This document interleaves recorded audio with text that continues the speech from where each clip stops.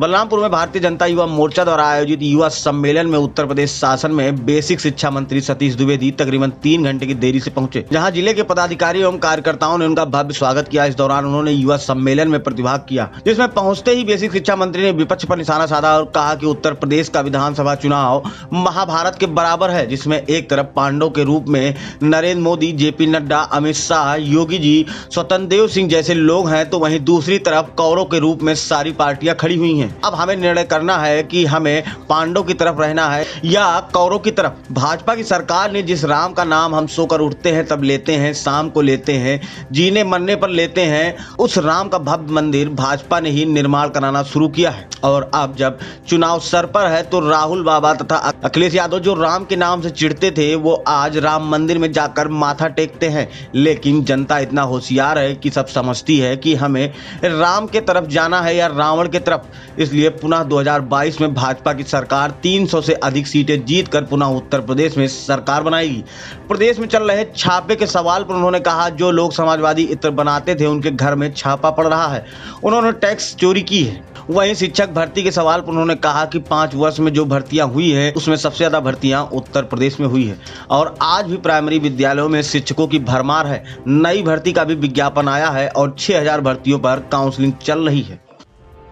अब सवाल ये है कि जवाब तो ये उनको देना चाहिए कि ये 250 करोड़, 300 करोड़, 400 करोड़ की नकदी कहाँ से आई। अगर इत्र का व्यवसाय करके आ रही थी तो जीएसटी जमा करके उसको, जैसे वैधानिक रूप से हमारे देश में हजारों लाखों करोड़ वाले उद्योगपति हैं, उनके घर में तो छापे नहीं पड़ते क्योंकि वो उसका टैक्स भरते हैं। तो ये जो टैक्स चोरी हो रही थी, अगर इससे समाजवादी इत्र बना के बांटा जा रहा था, सांप्रदायिक उन्माद का जहर फैलाने के लिए उत्तर प्रदेश में, अगर ये जो टैक्स की चोरी हो रही थी उससे समाजवादी पार्टी का रथ चल रहा था, तो अब ये छापे पड़ रहे हैं। अब उनको समझना चाहिए कि मोदी योगी के दौर में ये भ्रष्टाचार नहीं चलेगा। अगर नहीं समझ पाए तो हम क्या कर सकते हैं। ये कौन सी परिभाषा है ब्राह्मण होने की? मतलब सतीश मिश्रा के साथ ब्राह्मण रहेगा, सतीश द्विवेदी के साथ नहीं रहेगा? ये इतना गोत्र भी देखा जाएगा क्या? शायद हमारा उनका गोत्र भी एक होगा। और मैं कह रहा हूं आपको, ब्राह्मण ये देख रहा है कि किसने राम मंदिर का विरोध किया था, कौन वहां पर शौचालय बनाने की बात कर रहा था। ब्राह्मण ये देख रहा है कि किसने नारा दिया था तिलक तराजू का, मैं वो दोहरा भी नहीं सकता जो नारा उन्होंने दिया था। ब्राह्मण ये देख रहा है कि कौन हमेशा इस देश की परंपरा, संस्कृति और मान बिंदुओं पर कुठाराघात करता है। ये झांसे में नहीं आने वाला है। ब्राह्मण प्रबुद्ध वर्ग का एक सदस्य है और भाजपा से ज्यादा ब्राह्मणों का सम्मान कौन करेगा? हमारे राष्ट्रीय अध्यक्ष ब्राह्मण है, उत्तर प्रदेश की विधानसभा के अध्यक्ष ब्राह्मण है, उत्तर प्रदेश में दर्जन भर मंत्री ब्राह्मण है, केंद्र में यही उत्तर प्रदेश के कई ब्राह्मण मंत्री हैं।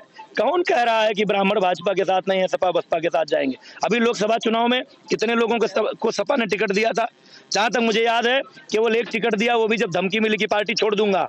और साफ साफ बैठक में अखिलेश जी ने कहा कि ब्राह्मण हमको वोट नहीं देता, टिकट क्यों दें? कितने सांसद, कितने विधायक, कितने सांसद ब्राह्मण सपा बसपा से हैं, जरा बताइए। जब चुनाव आता है तो सबको ब्राह्मणों की याद आती है। कोई कोट के ऊपर जनेऊ पहन लेता है तो कोई हाथी में जनेऊ लपेट देता है। ब्राह्मण को जब आप इतना ही महत्वपूर्ण समझते हैं तो ब्राह्मण इतना गुमराह होने वाला व्यक्ति है क्या? सरकार ने केवल बेसिक शिक्षा विभाग में 1.25 लाख शिक्षकों की भर्ती की, स्कूल भेज दिया अध्यापकों को। जहां गांव गरीब मजदूर किसान के बच्चे पढ़ते हैं उस हर स्कूल में आज टीचर है। जहां स्कूल बंदी के कगार पर थे, समाजवादी पार्टी के समय में स्कूल धड़ाधड़ बंद हो रहे थे, आज 54 लाख बच्चे उत्तर प्रदेश में पढ़े हैं। जो देश भर की रिपोर्ट आई है, सबसे ज्यादा नामांकन उत्तर प्रदेश में हुआ है। कुल शिक्षा विभाग में 1.5 लाख टीचर भर्ती हुए हैं। उसको लालीपाप वाली सरकार कहेंगे? अरे भाई, भर्तियां जब जैसी जैसी जरूरत होंगी। ये कोई अजस्र धारा गंगा की नहीं है कि लगातार रोज रोज होता रहेगा। फिर भी अभी सरकार ने 6000 की एक काउंसलिंग हो रही है, 17000 नई भर्तियों का विज्ञापन जारी करने की घोषणा की है। तो कोई तो लिमिट होगी कि कितना करेंगे भाई। बलरामपुर से दस्तक टाइम्स के लिए अमित कुमार की रिपोर्ट। ताजा तरीन खबरों के लिए सब्सक्राइब करना ना भूलें दस्तक टाइम्स। बेल आइकन दबाकर पाएं देश विदेश की लेटेस्ट खबरों की नोटिफिकेशन।